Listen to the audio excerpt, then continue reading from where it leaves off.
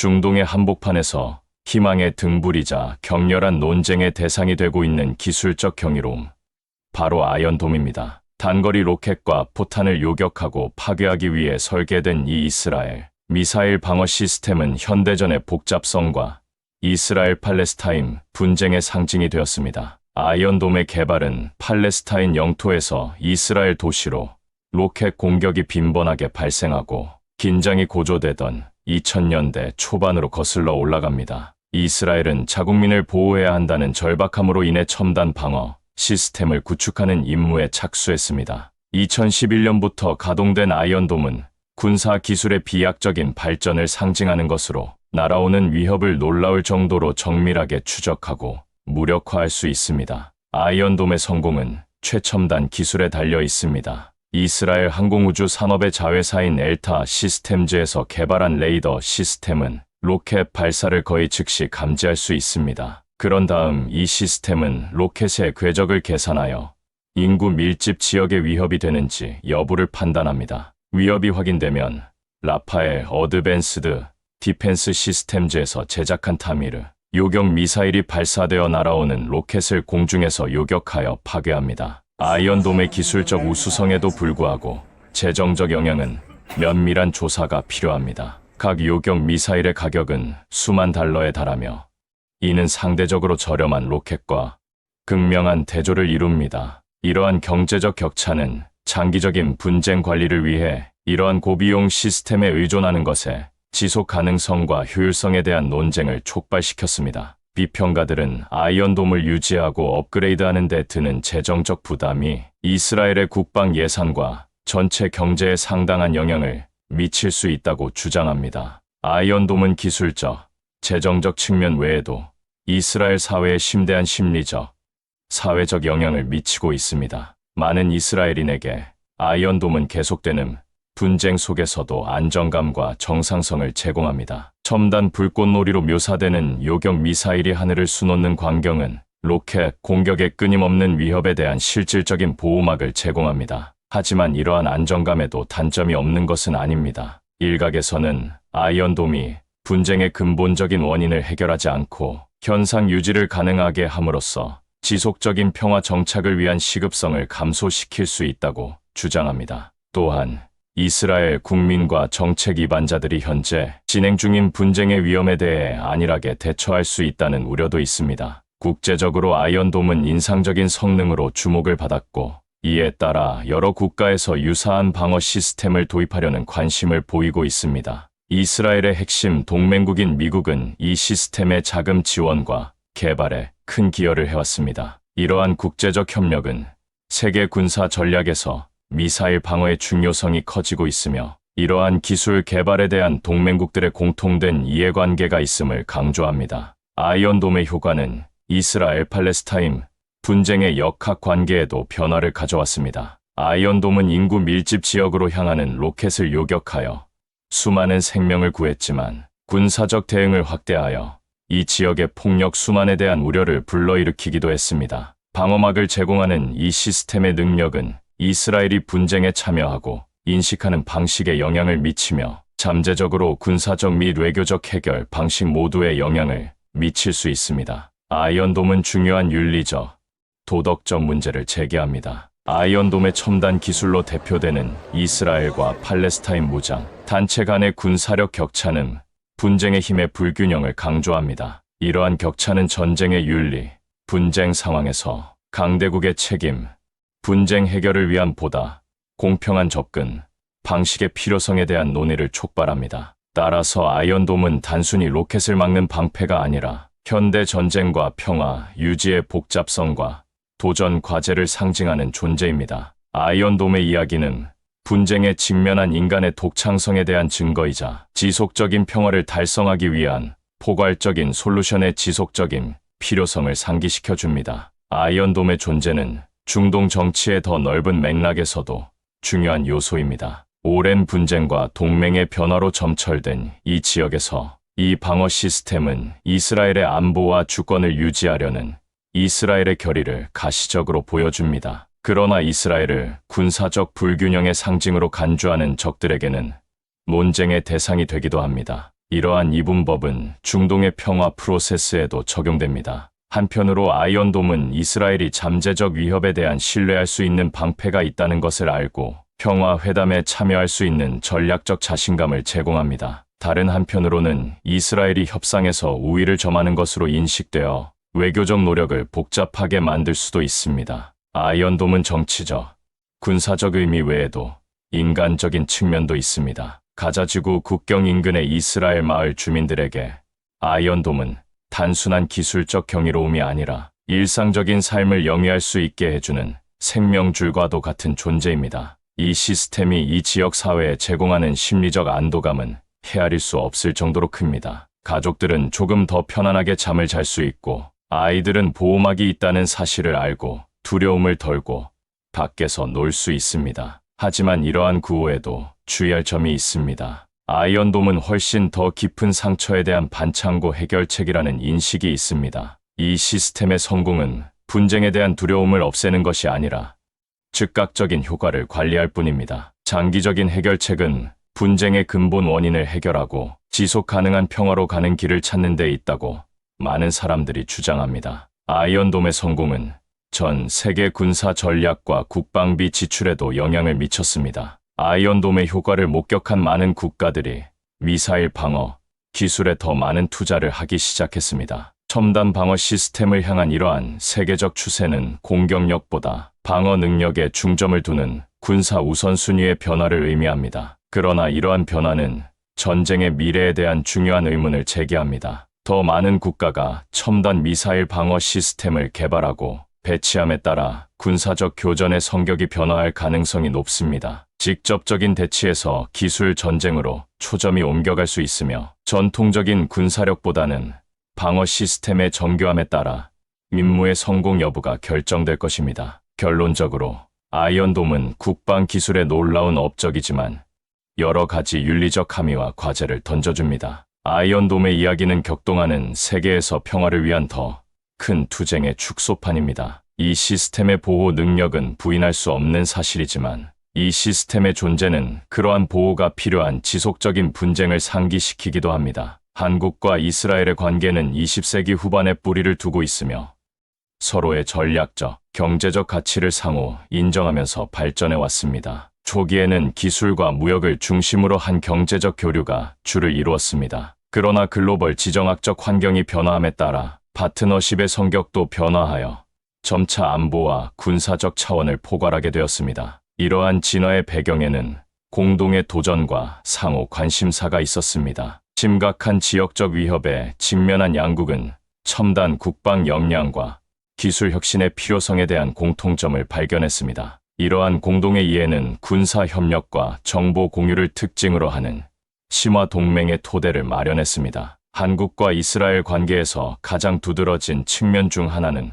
군사 및 방산 협력입니다. 이 파트너십은 북한의 위협에 대응하기 위한 첨단 무기와 방어 시스템에 대한 한국의 필요성과 이스라엘의 군사 기술 전문성 및 혁신에 의해 추진되고 있습니다. 이러한 교류는 상호 이익이 됩니다. 한국은 최첨단 국방 역량을 확보하고 이스라엘은 신뢰할 수 있는 방위 산업 시장을 한국에서 찾습니다. 그러나 이러한 군사 협력은 단순한 무기 거래에 그치지 않습니다. 여기에는 공동 연구, 개발 프로젝트, 정보 공유, 대테러 이니셔티브 협력 등이 포함됩니다. 이러한 심층적인 군사 협력은 양국 간 신뢰와 전략적 조율의 수준을 나타내며 양국 파트너십의 중요성을 강조합니다. 한국과 이스라엘의 관계는 세계 정치의 더 넓은 맥락과 동떨어져 있지 않습니다. 양국은 복잡한 국제 정세 속에서 양국 관계와 다른 강대국과의 관계 사이에서 균형을 잡아야 합니다. 한국으로서는 미국, 중국, 북한과의 관계와 함께 이스라엘과의 동맹을 관리해야 합니다. 이스라엘의 경우 한국과의 관계와 중동 및 주요 동맹국인 미국과의 관계 사이에서 균형을 잡아야 합니다. 이러한 외교적 균형은 섬세하고 종종 어려운 노력입니다. 양국은 글로벌 무대에서 유리한 위치를 유지하면서 동맹의 혜택을 극대화하기 위해 고도의 외교적 기술과 전략적 선견지명을 필요로 합니다. 양국 관계의 이러한 측면은 현대 사회에서 국제 외교의 복잡한 본질을 잘 보여줍니다. 한국과 이스라엘 관계는 군사 및 국방 외에도 경제 및 기술적인 측면이 매우 중요합니다. 양국은 특히 기술, 혁신, 연구, 개발 분야에서 상당한 무역 및 투자 교류를 해왔습니다. 한국의 탄탄한 경제력과 기술력은 스타트업 국가이자 혁신 허브로서 이스라엘의 위상을 보완합니다. 이러한 경제 및 기술 협력은 양국에 상당한 혜택을 가져다 주었습니다. 성장을 촉진하고 기술 발전을 촉진하며 기업과 기업가들에게 새로운 시장을 열어주었습니다. 그러나 지적재산권을 보호하고 글로벌 시장에서 경쟁 역학을 관리해야 하는 등의 과제도 안고 있습니다. 한국과 이스라엘 간의 무기 거래는 수년에 걸쳐 크게 발전해 왔습니다. 처음에는 규모가 크지 않았던 무기 거래는 양국의 군사 및 기술 파트너십이 심화되면서 그 규모와 복잡성이 커졌습니다. 이러한 성장은 북한의 위협에 대응하기 위한 한국의 첨단 국방력 추구와 이스라엘의 첨단 군사, 기술 및 무기 전문성에 힘입은 바가 큽니다. 거래되는 무기의 종류는 미사일 방어 시스템, 레이더 기술, 드론, 정밀 유도 탄약 등 매우 다양합니다. 이러한 거래는 단순한 상품 거래가 아니라 기술 지식과 방어 전략의 이전입니다. 또한 이 파트너십은 공동 연구 및 개발 이니셔티브로 확대되어 양국 간의 군사적 유대를 더욱 강화했습니다. 한국에게 이스라엘과의 무기 거래는 전략적 필수 요소입니다. 북한의 지속적인 위협을 고려할 때 한국은 이스라엘의 첨단 군사 기술이 국방력 강화에 매우 중요하다고 생각합니다. 이스라엘은 안보 위협에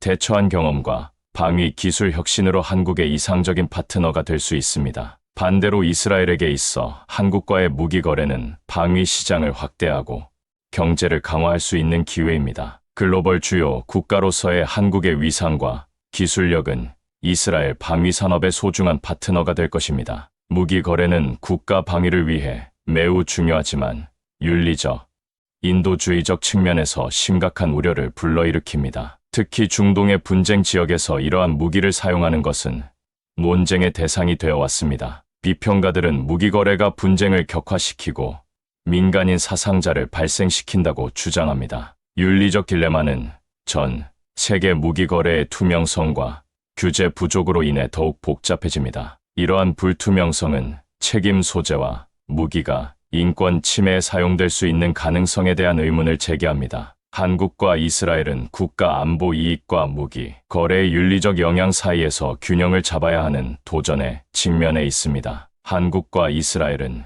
이 조약의 서명국으로서 자국의 무기 거래가 조약의 규정을 위반하지 않도록 할 의무가 있습니다. 여기에는 무기가 국제 인도주의 및 인권법에 대한 심각한 위반을 저지르거나 조장하는 데 사용될 위험을 평가하는 것이 포함됩니다. 앞으로도 한국과 이스라엘 간의 무기 거래는 전략적 필요와 기술 발전에 힘입어 계속될 것으로 보입니다. 그러나 윤리적이고 책임감 있는 무기 거래에 대한 국제적 요구가 높아짐에 따라 양국은 국제적 기대, 조약 의무, 윤리적 고려 사항의 복잡한 환경을 헤쳐나가야 할 것입니다. 북한의 지속적인 위협에 직면한 한국은 첨단 군사 기술을 모색했고 방위 시스템 혁신으로 유명한 이스라엘에서 의지와 능력을 갖춘 파트너를 찾았습니다. 이스라엘 역시 동아시아에서 외교적, 전략적 관계를 강화할 수 있는 기회와 함께 자국 방위 산업의 유리한 시장을 한국에서 찾았습니다. 양국의 무기 거래는 다양한 방산 제품 및 기술을 포괄합니다. 여기에는 미사일 방어 시스템,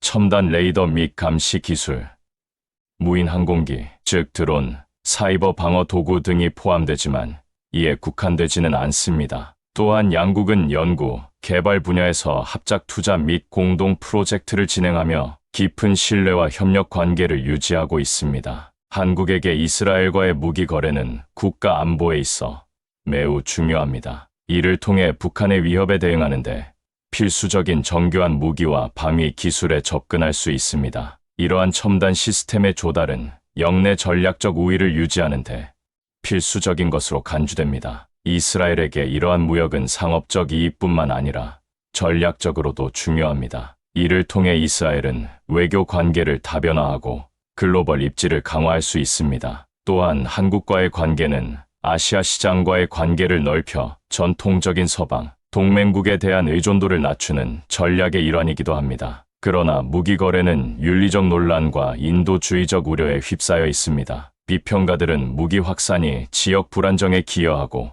분쟁을 고조시킨다고 주장합니다. 또한 이러한 무기가 인권과 국제인도법을 위반하는 방식으로 사용될 수 있다는 우려도 있습니다. 한국과 이스라엘은 모두 무기거래 관행에 대해 국제적인 조사를 받고 있습니다. 무기 수출이 분쟁을 악화시키거나 인권 침해를 돕지 않도록 더 강력한 규제가 필요하다는 요구와 함께 세계 무기 시장의 투명성과 책임에 대한 요구가 커지고 있습니다. 예를 들어 무기거래 조약 ATT는 재래식 무기의 국제 거래를 규제하고 무기 전용을 방지하는 것을 목표로 합니다. 한국과 이스라엘은 이 조약의 당사국으로서 국제 의무를 위반하거나 대량 학살, 반인도적 범죄, 전쟁 범죄에 사용될 수 있는 재래식 무기의 이전을 허가하지 않는 등 조약의 규정을 준수해야 합니다. 이러한 규정에도 불구하고 이를 집행하고 준수하는 데 어려움이 있어 무기 거래를 감시하고 통제할 수 있는 보다 강력한 메커니즘이 필요하다는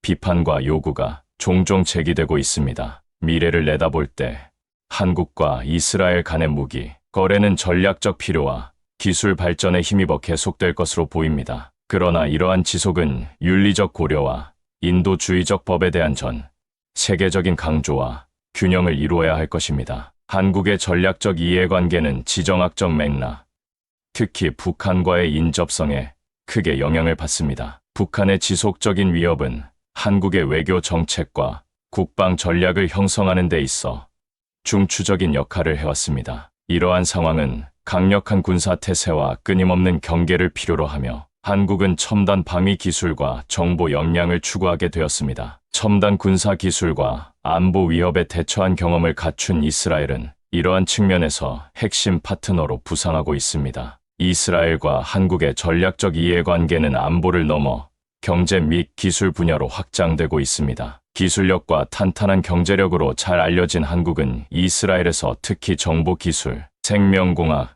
재생에너지와 같은 분야에서 상호 보완적인 강점을 가진 파트너를 찾았습니다. 이러한 분야에서의 협력은 경제적으로 유익할 뿐만 아니라 한국의 기술 역량과 글로벌 경쟁력을 강화하는 데도 도움이 됩니다. 경제적 관계에는 혁신을 촉진하고 양국의 경제 성장에 기여하는 합작 투자, 연구, 협력, 무역 협정 등도 포함됩니다. 이러한 파트너십은 상호 이익을 위해 각국의 강점을 활용하는 전략적 조율을 반영합니다. 한국의 전략적 이해관계에서 가장 복잡한 측면 중 하나는 이스라엘과의 관계와 다른 주요 글로벌 및 지역 플레이어들과의 관계의 균형을 맞추는 것입니다. 여기에는 미국과의 오랜 동맹을 관리하고 중국과의 복잡한 관계를 탐색하며 중동의 다른 국가들과 관계를 맺는 것이 포함됩니다. 특히 미국과의 동맹은 한국의 국제 관계와 국방 정책에서 매우 중요한 요소입니다. 그러나 이스라엘과의 관계는 중동의 다양한 이해관계와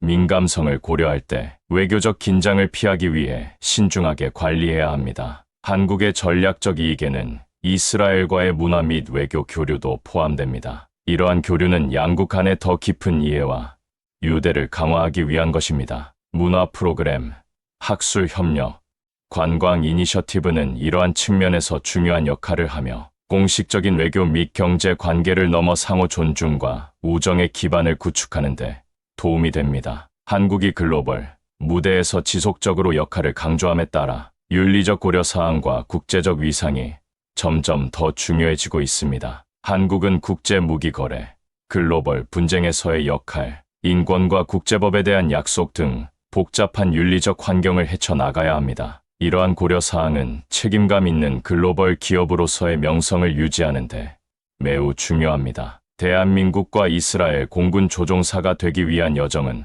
고된 헌신과 혹독한 훈련의 연속입니다. 파일럿의 길은 탁월함을 향한 끊임없는 추구로 점철되어 있습니다. 처음부터 엄격한 선발 과정을 거친 후 이론 학습과 실제 비행, 경험을 모두 포함하는 수년간의 종합적인 훈련을 거칩니다. 한국에서는 파일럿 지망생이 한국 공군사관학교에 입학하거나 장교 양성 프로그램을 통해 입학하여 항공역학, 항법, 전투 전술에 대한 광범위한 교육을 받습니다. 마찬가지로 이스라엘의 명문 이스라엘 공군사관학교는 공중전 및 군사 전략에 대한 고급 과정을 포함하는 매우 경쟁이 치열하고 까다로운 훈련 프로그램으로 유명합니다. 두 나라의 파일럿은 전투기부터 첨단 무인 항공기 UAV에 이르기까지 다양한 첨단 항공기를 숙달해야 합니다. 이러한 항공기의 기술력은 복잡한 시스템과 최첨단 항공, 전자공학에 대한 깊은 이해가 필요합니다. 한국과 이스라엘 조종사들은 최신 레이더, 무기, 전자전 능력을 갖춘 다양한 항공기로 훈련합니다. 훈련은 단순히 비행만 하는 것이 아니라 시뮬레이션 전투 시나리오, 전자전 훈련, 다른 군부대와의 협동 훈련도 포함합니다. 이러한 포괄적인 접근 방식을 통해 조종사는 공대공, 전투에서 전략 폭격, 임무에 이르기까지 다양한 상황에 대비할 수 있습니다. 조종사의 전략적 역할은 아무리 강조해도 지나치지 않습니다. 한국과 이스라엘 모두에서 항공 우위는 국방의 핵심 요소입니다. 한국 조종사들은 북한의 침략으로부터 영공을 보호하는 중요한 임무를 맡고 있으며 이스라엘 조종사들은 분쟁이 끊이지 않는 지역에서 군사 작전의 최전선에 서는 경우가 많습니다. 이스라엘 조종사들은 단순한 군인이 아니라 국가 안보의 수호자입니다. 이들은 억제, 정찰, 그리고 필요한 경우 직접적인 군사 교전에서 중요한 역할을 수행합니다. 이들의 임무 성공 여부는 종종 국가 안보와 지역 안정에 광범위한 영향을 미칩니다. 군 조종사의 삶은 도전과 희생으로 가득 차 있습니다. 육체적, 정신적으로 엄청난 부담이 따르는 직업입니다. 조종사는 비행과 전투에서 오는 스트레스를 감당하기 위해 최상의 컨디션과 정신적 예민함을 유지해야 합니다. 부상이나 사망의 위험은 항상 상존하며 극한 상황에서도 완벽한 비행을 해야 한다는 압박감이 항상 존재합니다. 게다가 조종사라는 직업은 가족이나 친구와 오랜 시간 떨어져 있어야 하는 경우가 많으며 한순간에 임무를 수행하기 위해 대기해야 하는 경우가 많습니다. 조종석에서 내린 결정과 행동이 중대한 결과를 초래할 수 있기 때문에 책임의 무게가 무거울 수 있습니다. 이 장에서는 개별 파일럿의 용기와 헌신에 대한 개인적인 이야기도 소개합니다. 이러한 이야기를 통해 조국을 지키기 위해 하늘을 나는 사람들의 삶을 엿볼 수 있습니다. 최고의 군 비행사들을 특징짓는 용기,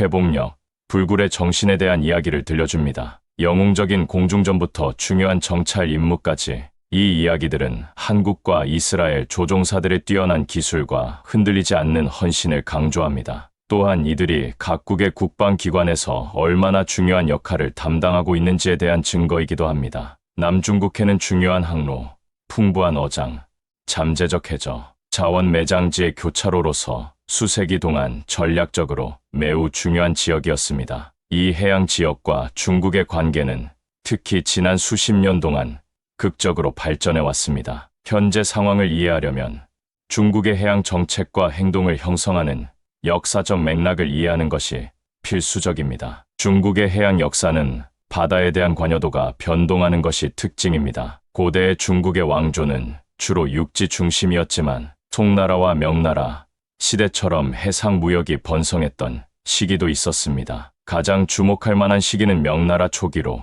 유명한 정어 제독이 이끄는 탐험대가 아프리카까지 진출하여 중국의 해군력과 원거리 탐험 능력을 보여주었습니다. 이러한 초기 성과에도 불구하고 중국의 해양에 대한 관심은 다음 세기에 접어들면서 약화되었습니다. 청나라 1644만 1912는 제국이 광활한 육지 영토에 대한 통제력을 강화하는 데 집중하면서 해양을 소홀히 한 중요한 시기였습니다. 이러한 내부로의 전환은 부분적으로는 특히 19세기 중반 아편전쟁의 여파로 바다가 취약하고 외세의 침략의 근원이라는 인식 때문이었습니다. 20세기는 바다에 대한 중국의 접근, 방식에 큰 변화를 가져왔습니다. 청나라의 붕괴와 그에 따른 정치적 분열의 시기는 연안 지역을 방어하고 주권을 주장하기 위해 강력한 해군의 존재가 필요하다는 점을 강조했습니다. 1949년 중화인민공화국이 건국되면서 중국의 해군력을 재건하고 현대화하기 위한 공동의 노력이 시작되었습니다. 20세기 말과 21세기 초, 중국은 해군을 해안에서 멀리 떨어진 곳에서도 작전할 수 있는 청수군으로 탈바꿈시키기 위한 야심찬 프로그램에 착수했습니다. 이러한 변화는 증가하는 경제적 이익을 보호하려는 욕구, 에너지 및 자원 공급선 확보의 필요성, 남중국해 및 그 밖의 영토 분쟁에서 자국의 주장을 관철하려는 열망 등 여러 가지 요인에 의해 추진되었습니다. 남중국해는 중국의 현대 해군 전략의 중심지가 되었습니다. 이 지역은 여러 국가가 부분적으로 영유권을 주장하고 있지만 이른바 구단선으로 구분되는 중국의 영유권 주장이 가장 광범위하며 해역의 80% 이상을 차지하고 있습니다. 다른 국가들의 주장과 겹치는 이러한 주장으로 인해 긴장과 대립이 고조되고 있습니다. 바다와 중국의 역사적 관계를 이해하는 것은 현재 중국의 해양 전략을 이해하는데 매우 중요합니다. 역사적으로 해양에 대한 관심 부족에서 현대의 강력한 해군력을 갖추기까지 중국의 여정은 변혁적이었습니다. 이러한 변화는 남중국해의 현재 지정학적 지형을 특징짓는 복잡성과 도전의 발판을 마련했습니다. 남중국해에서 중국의 해양 전략에서 가장 흥미롭지만 덜 논의된 측면 중 하나는 중국의 해양 민병대 활용입니다. 이 장에서는 종종 해군 작전의 그늘에서 활동하는 이 구성 요소를 밝히고 중국의 광범위한 지역적 야망에서 해양 민병대의 역할을 이해하는 것을 목표로 합니다. 보조 부대인 해양 민병대는 다양한 목적으로 동원할 수 있는 민간, 선박과 인력으로 구성되어 민간과 군의 역할 경계를 모호하게 만듭니다. 이 개념은 중국의 군사 교리에 깊이 뿌리를 두고 있으며 방대한 어선단의 전략적 이점을 활용하여 분쟁 해역에서 영향력을 확대하고 영유권을 주장합니다. 해상 민병대의 개념은 새로운 것이 아닙니다. 그러나 중국에서 해양 민병대가 현대적으로 구체화된 시기는 중국 정부가 민간 어부들과 그들의 선박을 해군 전략에 체계적으로 통합하기 시작한 20세기 후반으로 거슬러 올라갑니다. 이러한 통합은 해군의 명백한 확장 없이 중국의 해양 역량을 강화하기 위한 더 큰 계획의 일환이었습니다. 해양 민병대는 지역 민간 해양 당국과 인민의 방군, 해군 PLAN의 명령을 모두 따르는 이중 지휘 구조로 운영됩니다. 주요 기능으로는 정보 수집,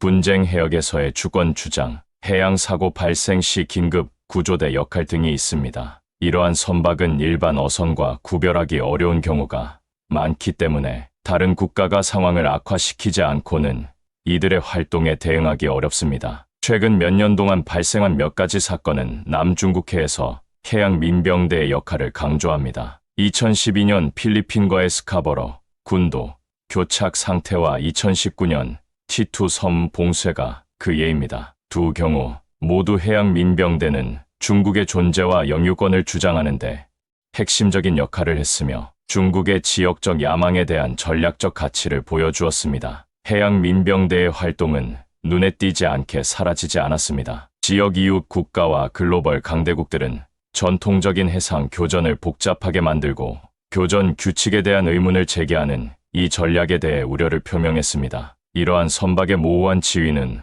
국제 규범에 도전하고 분쟁을 평화적으로 해결하려는 외교적 노력을 복잡하게 만듭니다. 해상 민병대는 남중국해 영토 분쟁에 대한 중국의 접근 방식에서 전략적 혁신을 나타냅니다. 중국은 국가 목표를 위해 민간 선박을 효과적으로 활용함으로써 이 지역의 복잡한 지정학적 퍼즐에 새로운 차원을 추가했습니다. 해양 민병대의 역할과 영향을 이해하는 것은 남중국해 분쟁과 중국의 광범위한 해양 전략을 종합적으로 분석하는데 매우 중요하다. 남중국해에서 중국의 적극적인 해양 활동은 긴장을 고조시켰을 뿐만 아니라 주변 국가들의 다양한 대응을 촉발했습니다. 이 장에서는 베트남, 필리핀, 말레이시아 등의 국가들이 이 복잡한 지정학적 지형에서 어떻게 대처하고 있는지 살펴봅니다. 중국과 오랜 영토 분쟁의 역사를 공유하고 있는 베트남은 특히 확고한 입장을 견지하고 있습니다. 하노이는 해군력을 강화하고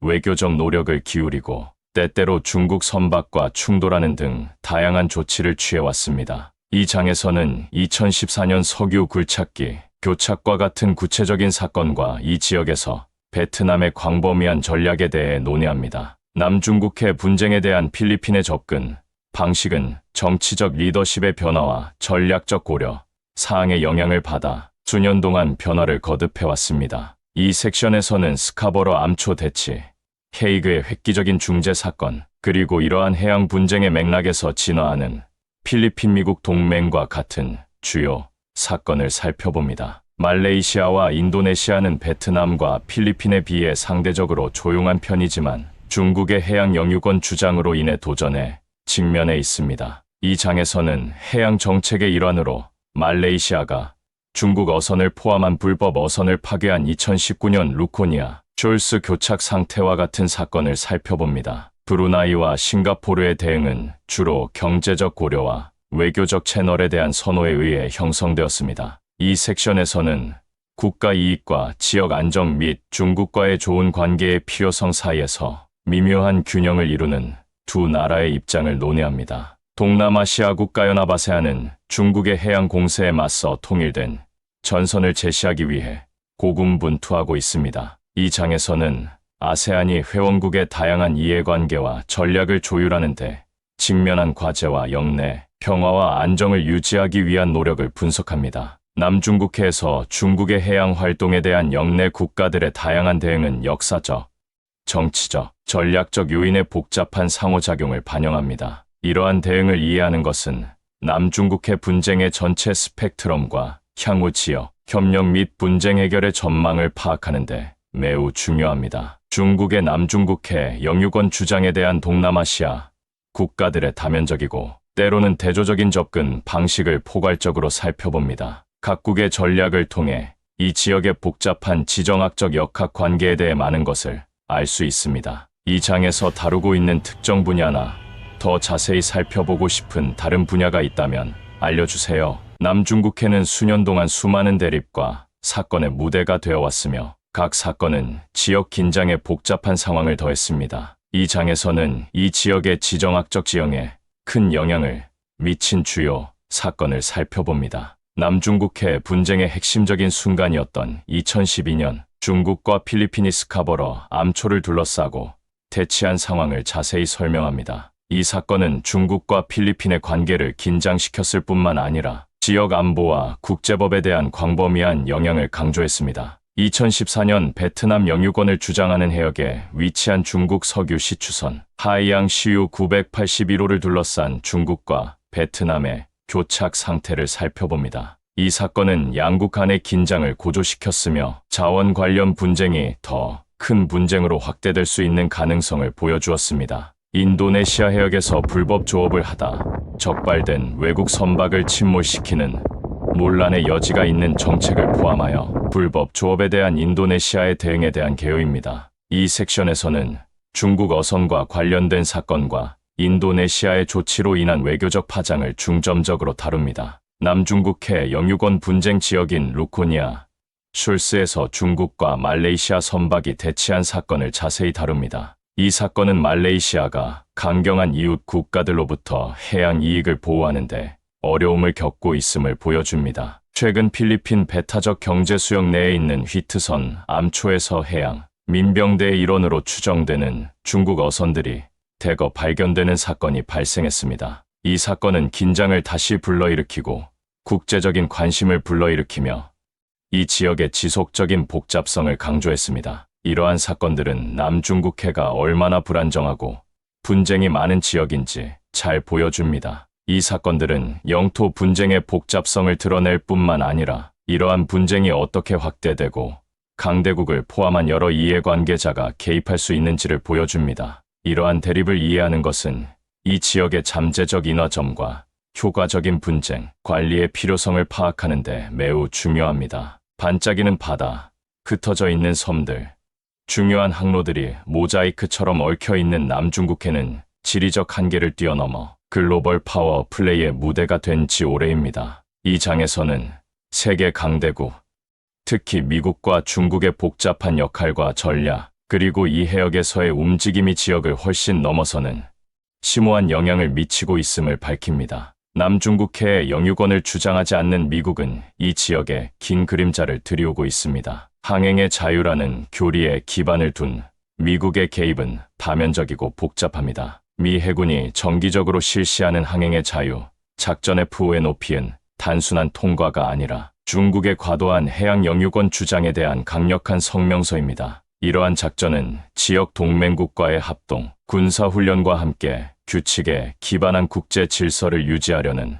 미국의 노력을 강조합니다. 미국은 군사적 존재를 넘어 섬세한 외교적 춤도 추고 있습니다. 필리핀과의 동맹과 베트남과의 새로운 국방 관계는 중국과의 직접적인 대립을 피하면서 영내 국가들을 지원하는 전략적 균형을 추구하고 있습니다. 이러한 접근 방식은 미국의 인도 태평양 전략의 초석으로 공개적인 갈등을 유발하지 않으면서 중국의 영향력 확대에 대응하는 것을 목표로 합니다. 중국이 남중국해에서 해양 강국으로 부상하는 것은 글로벌 초강대국이 되려는 광범위한 야망의 핵심입니다. 중국의 전략은 다면적입니다. 한편으로는 빠른 군사 현대화와 섬 요새화를 추구하며 산호초를 요새화된 전초기지로 전환하고 있습니다. 다른 한편으로는 1대1로 이니셔티브와 같은 경제적 도구를 사용하여 인근 지역을 훨씬 넘어서는 영향력의 그물망을 짜고 있습니다. 중국은 남중국해를 단순한 주권 문제가 아니라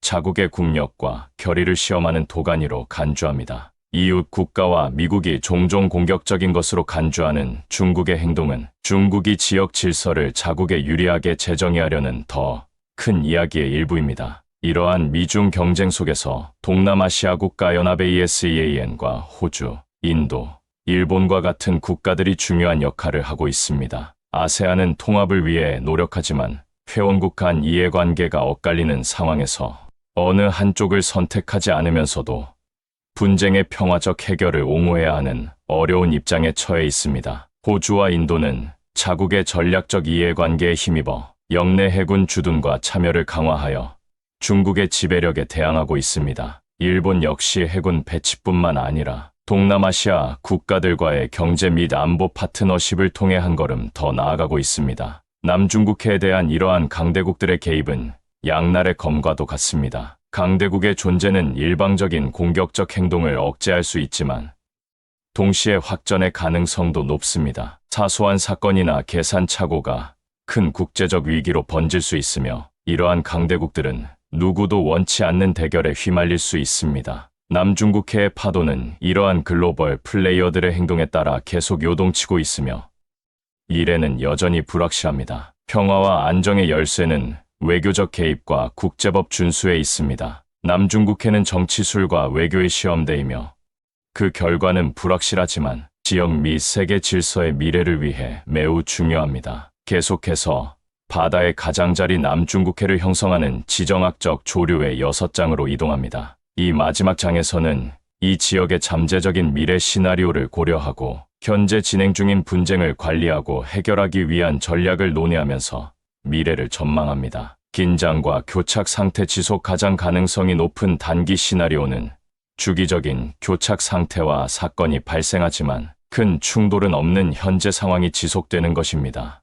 공개적인 갈등으로 확대 가능성은 낮지만 오해나 오판으로 인해 군사적 대결로 이어질 가능성이 항상 존재하며 이로 인해 지역 및 세계 강대국들이 개입할 수 있습니다. 이 낙관적인 시나리오에서는 의미 있는 대화를 통해 자원 공유, 어업권, 심지어 해양 활동을 관리하기 위한 행동 강령에 대한 합의를 이끌어낼 수 있습니다. 유엔 해양법 협약 UNCLOS를 포함한 국제법의 역할과 법적 메커니즘이 해결책을 제공할 수 있는 잠재력이 있습니다. 미군의 주둔과 아세안 군대의 현대화를 포함한 영내 군사적 균형이 정세에 미치는 영향에 대해 논의합니다. 경제적 영향력과 협력 분쟁 관리를 위한 도구로서 제재, 무역협정, 자원의 협력적 개발 등 경제 전략을 살펴봅니다. 강대국의 영향력 미국, 중국 및 기타 외부 강대국이 어떻게 안정에 기여하거나 긴장을 악화시킬 수 있는지, 그리고 이들의 외교적 참여의 중요성을 분석합니다. 국제사회와 글로벌 거버넌스 대화와 평화적 해결을 촉진하는 데 있어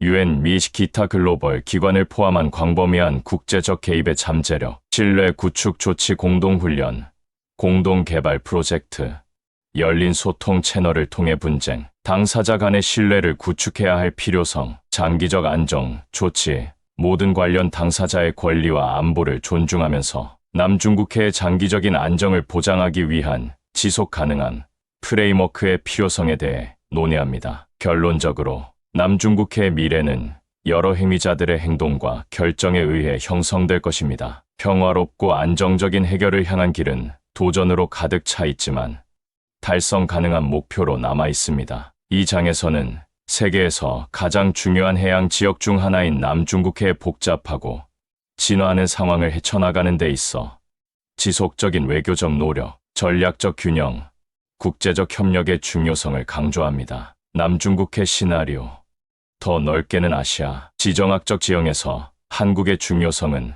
우선 한국의 전략적 위치와 경제력에서 비롯됩니다. 한반도에 위치한 한국은 무역과 에너지, 수송의 중요한 주요 해상 항로의 교차로에 위치해 있습니다. 세계 10위 경제대국이자 주요 교역국인 한국의 경제적 이익을 위해서는 이러한 항로의 안정이 필수적입니다. 한국은 국제 관계에서 중견국으로서의 역할로 인해 독특한 위치를 차지하고 있습니다. 특히 미국과 강력한 동맹 관계를 유지하면서도 중국과도 상당한 경제적 관계를 맺고 있습니다. 따라서 한국은 특히 강대국들이 교착 상태에 빠진 상황에서 대화와 평화적 해결을 촉진하며 분쟁의 중재자 역할을 할 수 있는 미묘한 위치에 놓여 있습니다. 한국은 빠르게 발전하는 군사력, 특히 해군력을 바탕으로 지역 안보에서 중요한 역할을 하고 있습니다. 구축함, 잠수함, 해상 초계기 등을 갖춘 한국의 첨단 해군은 자국의 해양 이익을 보호하고